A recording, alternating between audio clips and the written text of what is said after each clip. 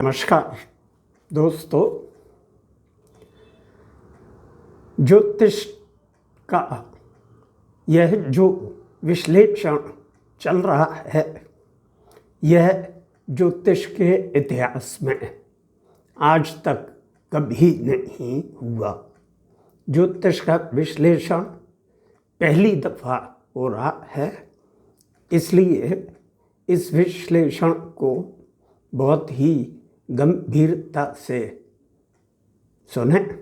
जब भी कोई जातक ज्योतिषी के पास जाता है, आकर्षित होकर ही जाता है, पर उसको ज्योतिषी इस तरीके से अपने जाल में फंसाते हैं कि फिर वह जिंदगी भर नहीं निकल पाता। कुछ जातकों को अगर थोड़ा सा भ्रम हो तो ऐसे जातकों को ज्योतिषी यह कहकर फंसा लेते हैं कि ज्योतिष तो वेद का अंग है, वेद के 6 अंग बताए हैं, उसमें ज्योतिष अंग है और ज्योतिष को आँख, वेद की आँख बताया गया है। अब इतना सुनने के बाद हर किसी को ज्योतिषी की बातों पर और ज्योतिष पर भरोसा होगा ही, पर इसकी वास्तविकता क्या है यह मैं आपको बता रहा हूँ। वेद में ज्योतिष के 6 अंगों का विवरण कहीं भी नहीं दिया गया है। इसका विवरण बाद के शास्त्रों में मिलता है, जो निश्चित रूप से कुछ मिलावट की तरह या नई व्याख्याओं की तरह जोड़ा गया है। जैसे मुंडक उपनिषद में 1-5-5, दूसरा है गोपथ ब्राह्मण 1-27, ब्रह्म सिद्धांत 1-7, पाणिनि शिक्षा 41 और 42 में वेद के 6 अंग बताए हैं। इनका विवरण बताता हूँ। इसमें है शिक्षा, जिसको नाक कहा गया है। दूसरा है कल्प, जो हाथ कहा गया है। तीसरा है निरुक्त, जिसे कान कहा गया है। चौथा है व्याकरण, जिसे मुख कहा गया है। फिर है 5वां छंद, जिसे पैर कहा गया है। और फिर आता है ज्योतिष, जिसे वेद की आँख कहा गया है।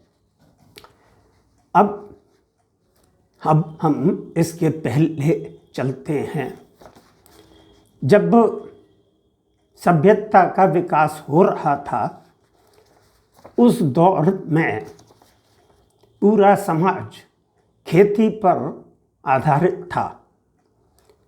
अब उस काल में खेती के लिए वर्षा कब होगी यह जानना बहुत जरूरी था। साथ में यह भी जरूरी था कि देवताओं को प्रसन्न किया जाए। अब इन 2 बातों के लिए कैसे गणना की जाए कि भाई बरसात कब होगी। आज तो कैलेंडर देखते हैं, पता लगता है। अब उस समय कैलेंडर थे नहीं, तो वर्षा का ज्ञान सिर्फ चंद्रमा की स्थिति से ज्ञात किया जाता था। 1 साल का चक्र में चंद्रमा 12 दफ़े पूर्णमासी की तरह दिखता है। इससे ऋषियों ने यह गणना की कि जब पूर्णमासी 12 बार हो जाए एक बरसात के बाद, तो दूसरी बरसात का समय आ जाता है। अब इसमें यह प्रश्न था कि साथ में यज्ञ भी करना है देवताओं को प्रसन्न करने के लिए, तो यज्ञ किए जाते हैं शुभ मुहूर्त में। अब यज्ञ का समय कैसे ज्ञात किया जाए, इसके लिए गणना जरूरी थी। तो काल, यज्ञ के लिए मुहूर्त और उसके लिए चंद्रमा की नक्षत्रीय स्थिति, क्योंकि एक महीने के चक्र में माने एक पूर्णमासी से दूसरी पूर्णमासी तक चंद्रमा की स्थिति आकाश में अलग अलग तारों के पास होती है, जिसको अब नक्षत्र भी कहते थे। उस समय 28 नक्षत्र थे। उन नक्षत्रों के आधार पर यह ज्ञात किया जाता था कि चंद्रमा किस नक्षत्र के पास है और उस नक्षत्र से जुड़ा हुआ देवता कौन सा है। तो जिस देवता को प्रसन्न करना है, तो जब चंद्रमा उस नक्षत्र के पास पहुँचे तब यज्ञ का समय निर्धारित किया गया। इस तरह की घटना को उस समय के जो ऋषि थे, जो इस तरह की गणना में पारंगत थे, उनको ही ज्योतिषी कहा जाता था। और इसके गणित को धीरे धीरे कई महर्षियों ने आगे विकसित किया, जिसमें मैं आपको बताता हूँ। उसमें थे सूर्य, पितामह है व्यास, वशिष्ठ, अत्रि, पराशर, कश्यप, नारद, गर्ग, मरीचि, मनु, अंगिरा, लोमश, पुलश, च्यवन, भृगु, शौनक एवं पुलस्त्य। ये आचार्य थे ज्योतिष के अच्छे जानकार। ज्योतिष अर्थात चंद्रमा की गणित, किस नक्षत्र के पास है, कब पूजा करनी है, ये सारा जो गणित का काम था, यह ज्योतिष कहलाता था। यही वेद की आँख इसीलिए था कि इस आँख से चंद्रमा की नक्षत्रीय स्थिति ज्ञात की जाती थी, क्योंकि सूर्य को देख के तो कर नहीं सकते इतनी रोशनी में। इसी से गणनाएं बनी और इस गणना को करने वाले जो ऋषि थे वही ज्योतिषी कहलाए। बाद में जो इस तरह की गणना नहीं कर पाते थे, वह फिर नक्षत्रजीवी कहलाए, जिनको महर्षि बिल्कुल हेय दृष्टि से देखते थे, क्योंकि वह नक्षत्रजीवी अपना भरण पोषण करने के लिए नक्षत्रों के आधार पर कुछ लोगों को अच्छा बुरा, शुभ अशुभ ऐसी बातें बताते थे।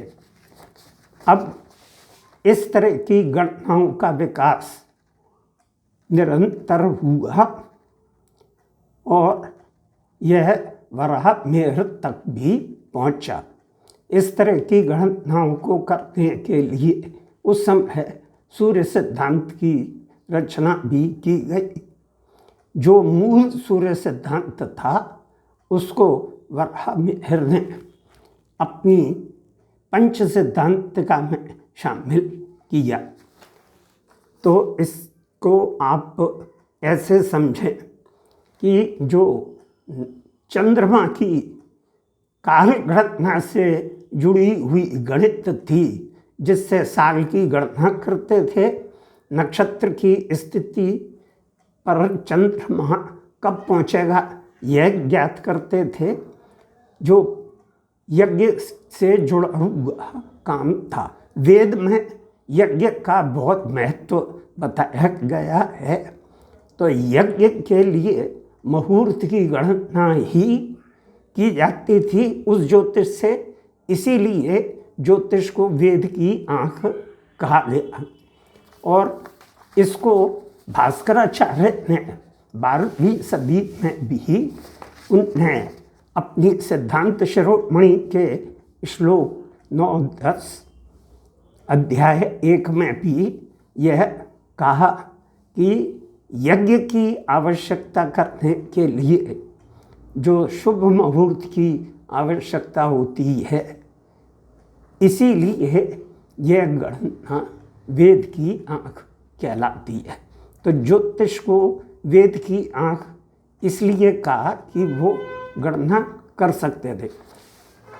स्वतंत्रता के बाद जो भारत में कैलेंडर रिफॉर्म कमेटी बनाई, उसने भी अपनी रिपोर्ट के पेज 229 पर यह लिखा कि ज्योतिष खगोल शास्त्र था।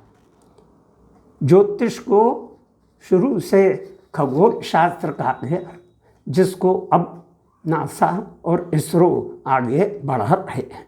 तो यह है सही ज्योतिष, और यह है ज्योतिष के लिए वेद की आँख। इसमें कहीं भी फलित ज्योतिष शामिल नहीं है। इसके आगे की चर्चा मैं अगले वीडियो में शामिल करूँगा। तब तक के लिए नमस्कार। पर आप इस वीडियो को लाइक करें, सब्सक्राइब करें, अपने दोस्तों को शेयर करें। नमस्कार।